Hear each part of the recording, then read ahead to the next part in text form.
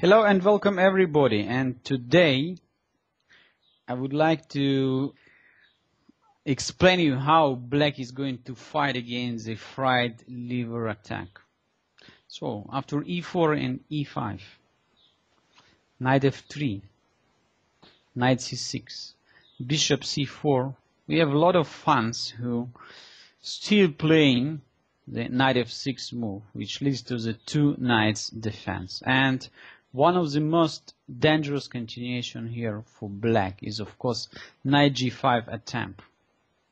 And we studied in our previous lesson about the fried liver that black extremely difficult to survive after d5, e takes d5, and knight takes d5.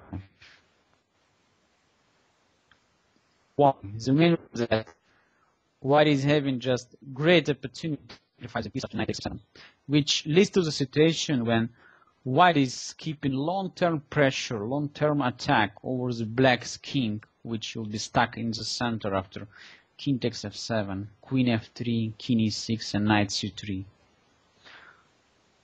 Not many people today accepting such a position as black, trying to find the other opportunities to counter-attack white's aggression with knight g5.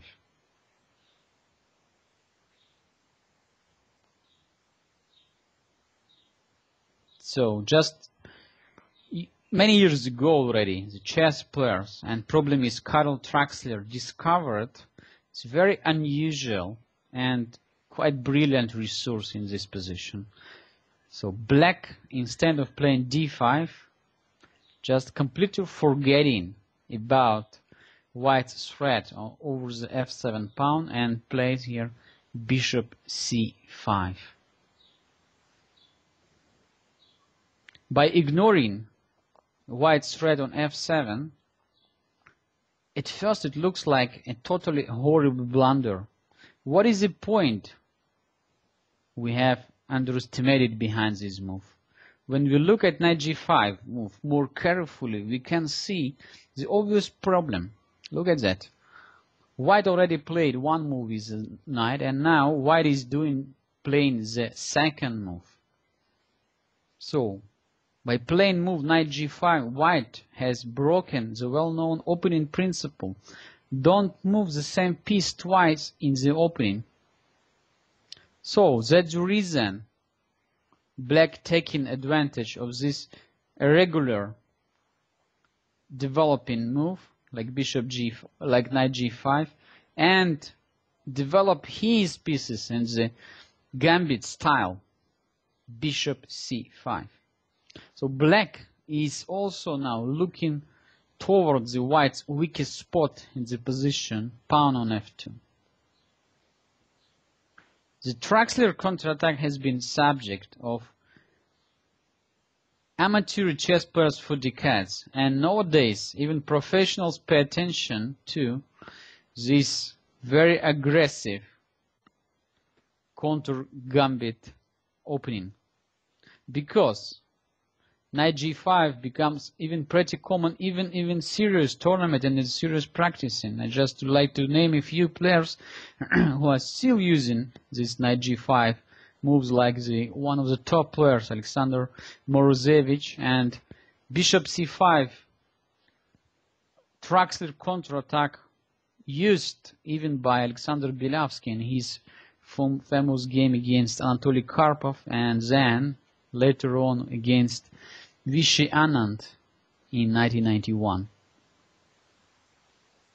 The novice player, of course, would probably go for the most obvious move, knight takes f7, as white not only takes the pawn, but also forks the queen and the rook. Black, however, answers in the courageous style. Look at that. So black's look is completely losing position after knight takes f7. White is just winning rook at least. But here comes bishop takes f2 check. This is the main and the most important point of this Traxler counterattack. It's so funny to see just after 5 moves, both pawns f2 and f7 have been removed by the minor pieces. White already is having to solve here quite serious problem, because the obvious king takes f of 2 is a very risky move according analysis. Like in checkers, black offers more and more material for just one idea: to lure the white's king right away from its camp under the fire of all the black pieces. So white is obligated to switch from the attacking aggression mode to the defensive mode. Knight takes e4 check. Right now, black is already piece down and rook on h8 is gone. Indeed, white's king is very exposed and black can exploit this to build a very strong attack. Already here in this position, white is having white choice. So, first of all, let's look what happened in case white king is going immediately forward and attacking black's knight on e4. Already in this position, black is having a few opportunity. Let's check. First of all, we can try keeping the knight on e4 after queen h4. Now, knight takes h4, h8 leads to the very big trouble. Queen f4 check. King e2. Queen f2 check. King d3.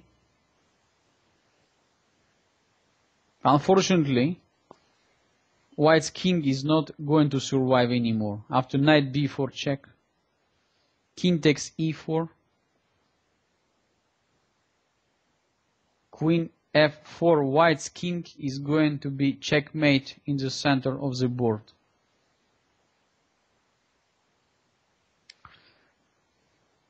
Same problem, same mate could happen after knight c5, king c3 and queen g4, another nice mating pattern once again in the center of the board. So let's back to the position after queen h4 and let's try to find some better resource for white. Pay attention that black is continuing his attack having piece and rook down. And our attack is just very, very strong. Instead of capturing on h8, white plays immediately g3. Knight take g3. H take g3. Queen d4 check, forcing white's king to go to f3. In that case, black is having very funny answer. Look at that. Short castling. At the same time, white's bishop on c4 is hanging and black is getting very strong attack which is very difficult to survive. After d3, d5, so black is intending to come with bishop on g4. White is going to lose now all his forces. King g2, rook takes f7, and white is having completely losing position.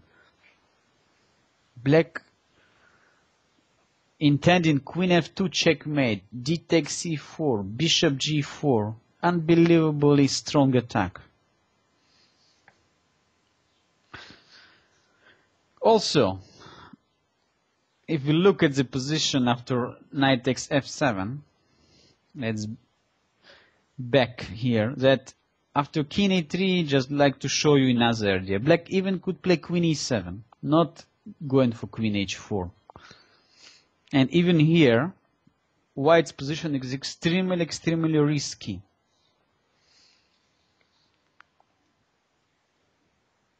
King takes e4. d5, check. This is a real point of black's idea. Black temporarily sacrifices a pawn, but develop his last piece very quickly while white's king is trapped in the center of the board. After bishop takes d5 and queen h4 check, white's king can be saved anymore. So g4 could be met by bishop takes g4.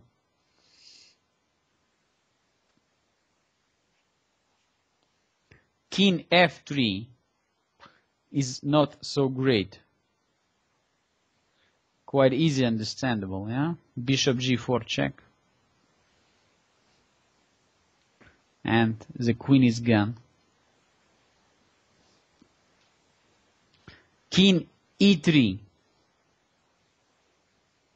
Black just simply answers queen d4 check, king e2, and queen takes d5, intending queen takes g2, bishop g4, knight d4, queen takes f7. So white is just completely losing. So that's why in such a situation it's extremely white to think about capturing this knight on e4. But if we are not capturing, what to do? So black is just intending to bring his rook to f8. d5 is also in the air. Queen c5 taking the bishop on c4. Knight takes h8 unfortunately doesn't solve the problem. Queen g5 check only now. So when knight already left f7 square, so and g5 is just free for queen. King takes e4 only move. And d5. Funny, black is having a rook and two pieces down, but white's king is under fight of all black's pieces. And it's not a big surprise that white's position is completely lost. Bishop takes d5. Bishop f5 check. So everything is forced. Black is inviting all the fresh weapons into the battle. White's king tries to run back home without any success. King f3. Queen f4 check. Black forces white's king to go to e2, allowing the knight on c6 to gain the perfect center square with the check. King e2. Knight d4 check. Look at the white pieces. One minor piece is buried in the black's camp. The rest are just out of business on the back rank. After king e2, black simply could play knight takes c2, winning the queen and of course the game. Let's back. So probably there is very big problem in such a position for white after bishop takes f2 check and knight takes e4. Let's try to find out if after king knight takes e4 there are better opportunities than king e3.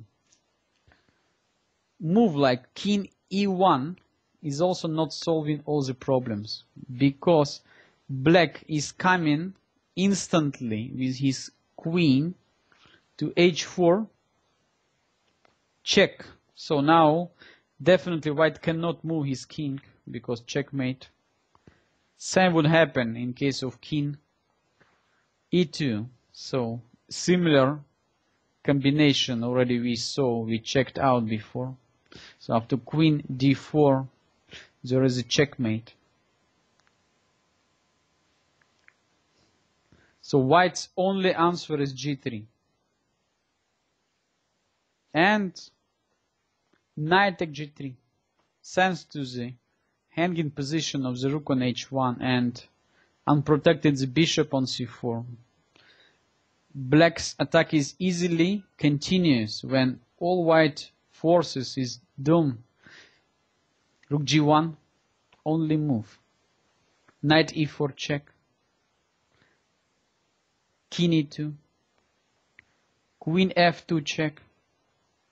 King d3 and where do we start it? Knight c5. King c3 and queen d4 checkmate. So just these two lines already shows how dangerous white's position could become after white suddenly captured the black's bishop after bishop takes f2 sacrifice. So let's back to this critical situation and try to find some better option for white. So we checked king e3, we checked king e1. Probably king e2 is even more dangerous, because after queen h4 and then d5, so black is also intending bishop g4 move at the same time. So it cannot be recommended. Maybe we try here the move king g1. Maybe it's the only continuation for white. So white is trying to find the safe place for the king, avoiding going to the center, but trying to be protected with white forces.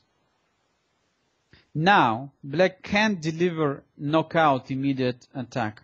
However, his aims are still very, very strong.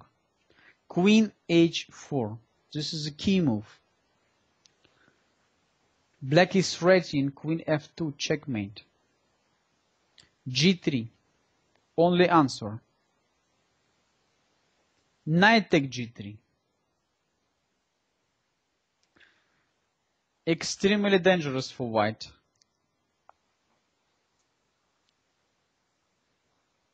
What to do? What to play in such a situation?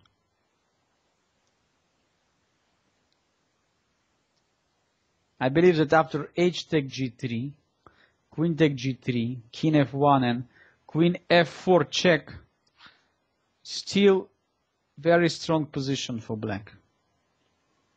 So black is also intending to capture the bishop on c4. Also rook f8 next is possible. Also d5.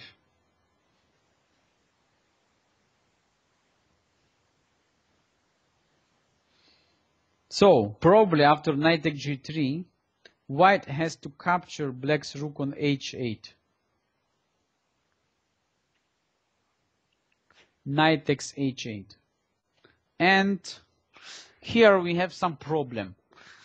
I would like to explain you something. Because if black is now capturing knight takes f1, intending queen f2, intending queen takes c4, white is having counter-attacking opportunity. So white could play immediately queen f1, also protecting bishop, also avoiding queen f2, and also threatening to start its own counter-attack after queen f7 check.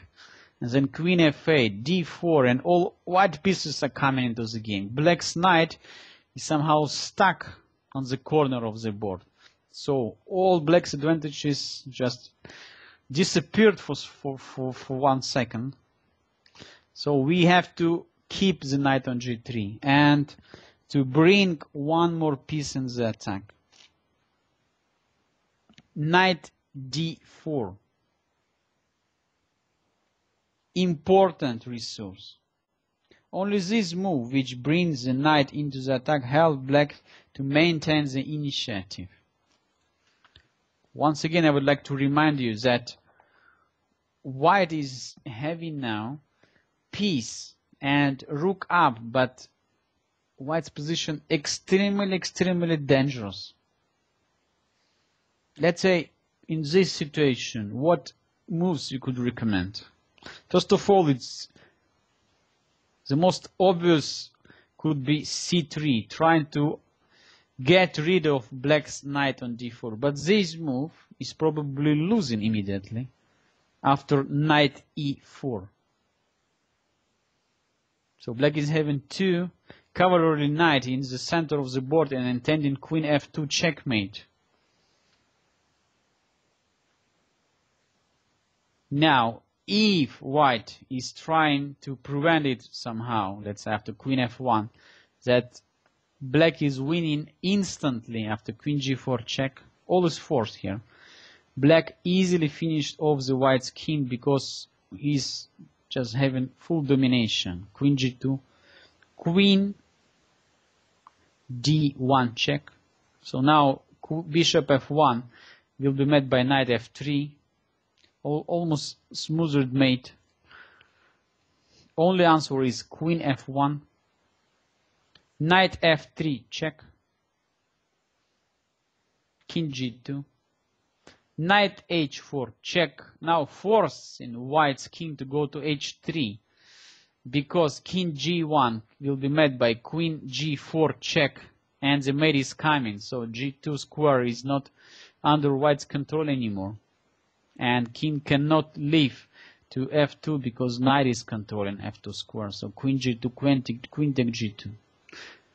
That means that white has to move his king ahead after king h3, and we just involved the last piece in the game, d5. King takes h4, only answer, and look at that, g5 checkmate. So white's king is going to find his death on the corner of the board from the black's g pawn. Can you imagine it? From the fried liver attack to get into such big trouble. Let's back and try some other opportunity for white. So queen f1 doesn't matter here, doesn't work. After queen g4 check.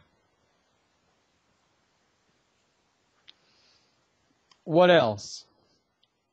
So after knight e4. I just seen that maybe after knight e4 white could try playing here. Very unusual move. You would never believe such a move could be played. Queen h5 check, look at that.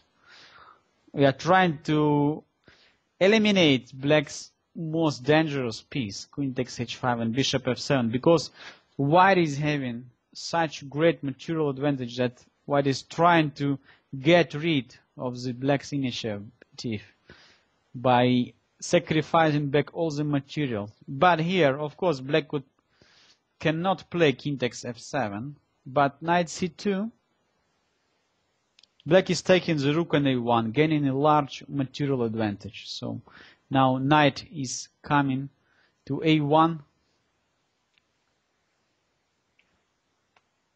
It's not a question here, so black is fine.